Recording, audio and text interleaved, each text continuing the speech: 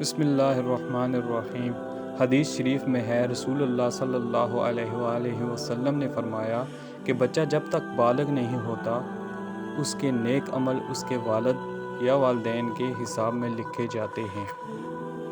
اور جو کوئی برا عمل کرے تو وہ نہ اس کے حساب میں لکھا جاتا ہے اور نہ والدین کے۔ پھر جب وہ بالغ ہو جاتا ہے تو حساب اس کے لیے جاری ہو جاتا ہے،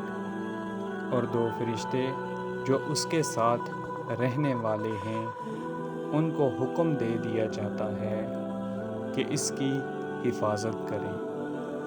اور قوت بہم پہنچائیں۔ جب حالت اسلام میں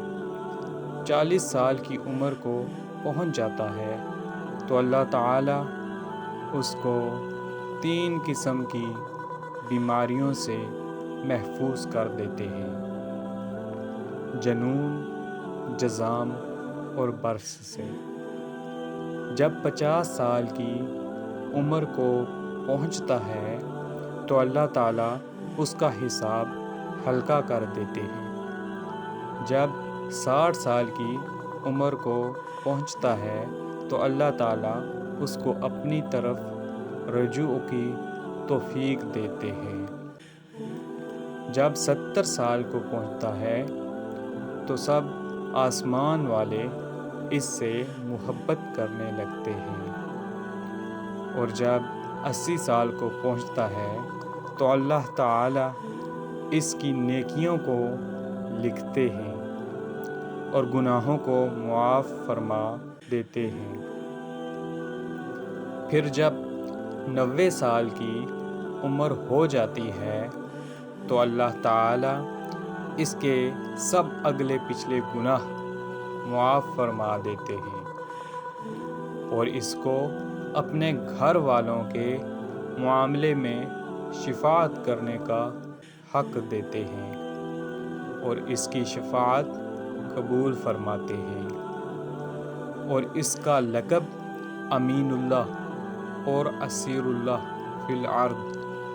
یعنی اللہ کا معتمد اور زمین میں اللہ کا قیدی ہو جاتا ہے، کیونکہ اس عمر میں پہنچ کر عموماً انسان کی قوت ختم ہو جاتی ہے، کسی چیز میں لذت نہیں رہتی، قیدی کی طرح عمر گزارتا ہے، اور جب انتہائی عمر کو پہنچ جاتا ہے تو اس کے تمام وہ نیک عمل نامہ اعمال میں برابر لکھے جاتے ہیں جو وہ اپنی صحت و قوت کے زمانے میں کیا کرتا تھا، اور اگر اس سے کوئی گناہ ہو جاتا ہے تو وہ لکھا نہیں جاتا۔